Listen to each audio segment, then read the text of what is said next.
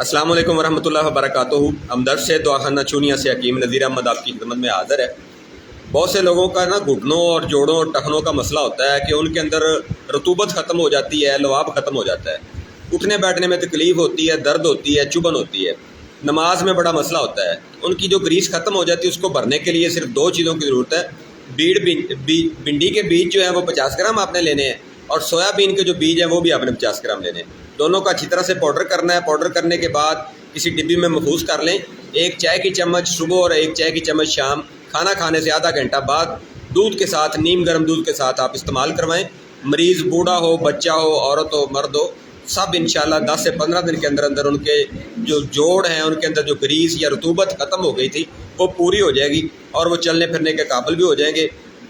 उनके घुटनों जोड़ों से आवाज़ें भी नहीं आएंगी और बिल्कुल वो बेंड भी हो जाएंगे और सीधे भी हो जाएंगे।